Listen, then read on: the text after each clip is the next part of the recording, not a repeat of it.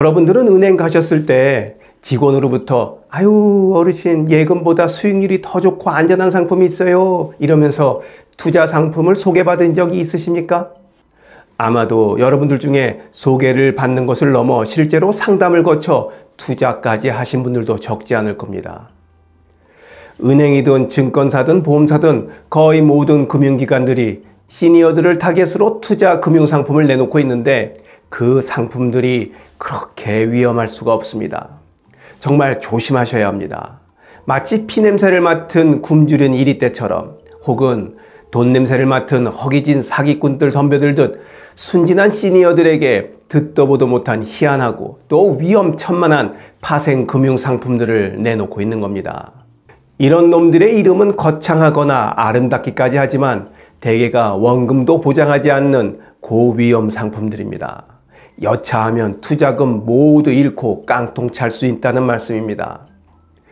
우리는 일반적으로 은행 같은 금융기관을 공공기관처럼 생각하고 고객을 위해서 일하는 곳으로 무한 신뢰를 주고 있는데 금융기관들은 이런 심리를 이용해서 위험천만한 투자 상품들을 아무런 죄책감 없이 우선 팔고 보자는 그런 못된 영업 방식을 고치지 않고 계속 반복하고 있습니다.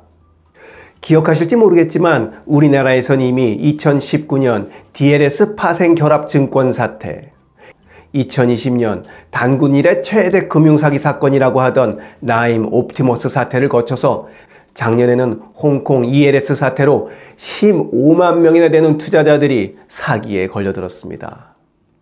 이분들 일부라도 투자금 보전받았는지 모르겠습니다. 준다 안 준다 말이 많았었는데 말입니다. 그런데 이 홍콩 ELS 사태가 채 마무리되기도 전에 올해 신년 벽두부터 KB 국민은행에 의해 이지스 글로벌 부동산 229호라는 펀드 사기 사건이 터졌습니다. 매번 금융사건이 터질 때마다 불안전 판매였네 하는 그럴싸한 말로 포장을 하지만 무슨 말로 포장을 하든 투자자를 속인 사기 사건입니다. 금융회사가 금융상품을 팔 때 상품의 구조와 위험성을 예비 투자자에게 충분히 설명하고 팔아야 하거든요. 그런데 이런 설명은 건성건성하거나 제대로 알려주지 않습니다. 그저 높은 수익률만 강조하고 원금 손실 가능성은 언급하지 않는 것으로 순박한 시니어들의 환심을 사고 투자를 받는 전형적인 사기 수법을 계속 반복하고 있는 겁니다. 그럼에도 불안전 판매라고 그럴싸한 말로 사기 행각에 물을 타는 겁니다.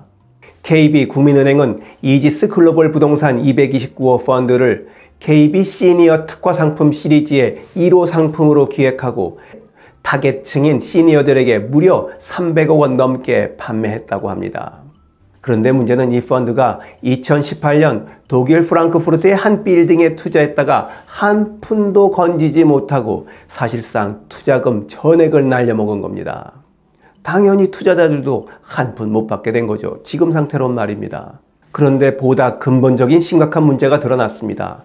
이 펀드를 시니어들에게 투자를 권유할 때 국민은행이 투자상품 위험 등급이 1등급인 이 펀드를 2등급으로 한 단계 낮춰서 팔았다는 겁니다. 금융투자상품은 6단계로 위험 등급을 매겨 분류하는데 국민은행은 최상으로 높은 위험 등급인 이 1등급을 그 아래 높은 위험인 등 2등급으로 낮춰서 판매한 겁니다.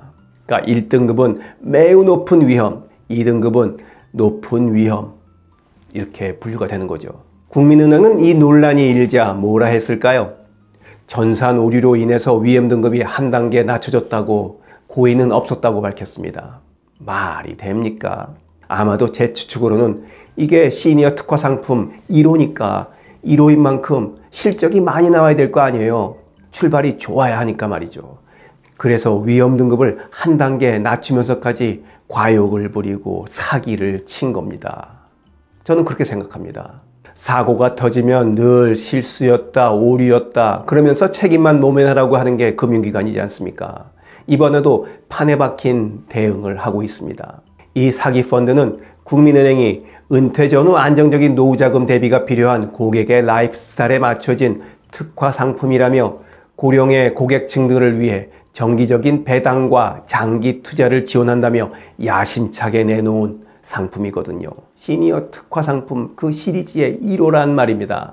지금까지 몇 호 상품이 나왔는지는 모르겠지만 우리가 잊지 말아야 할 것은 혹시 여러분들도 은행원 말에 솔깃해서 투자하신 것이 있으시다면 지금이라도 계약서를 한번 찬찬히 다시 읽어보시기 바랍니다. 특히 아주 작게 쓰인 글씨들이요. 거기에 함정이 있거든요. 은행원이라고 금융 전문가라고 무턱대고 그들의 말을 100% 신뢰하고 믿어주면 노후자금 한순간에 거덜날 수 있습니다. 금융사기범들이 멀리 있는 게 아닙니다. 이런 놈들이 금융사기범들입니다. 영상을 보신 모든 분들이 예금보다 수익률이 좋고 안전하다는 유혹에 넘어가 덜컥 고위험 금융상품에 투자하지 않기를 바라면서 오늘 이야기 마치도록 하겠습니다. 지금까지 원더풀 인생 후반전이었습니다. 감사합니다.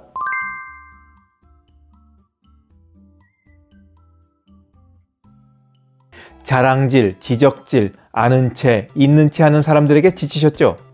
상대방의 얘기 경청하고 익은 벼처럼 겸손한 사람들이 모인 곳이 있습니다.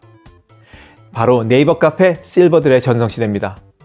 너무 가깝지도 너무 멀지도 않은 친구가 필요하다면 네이버 카페 실버들의 전성시대로 오시면 됩니다. 아래 댓글란 맨 위에 초대글을 올려놓을 테니까 클릭하고 들어오시면 아주 간단하게 회원가입이 됩니다. 아참, 냉소적이고 비아냥거리고 자기주장 강하고 남 얘기에 이죽거리는 분은 죄송하지만 절대 사양합니다.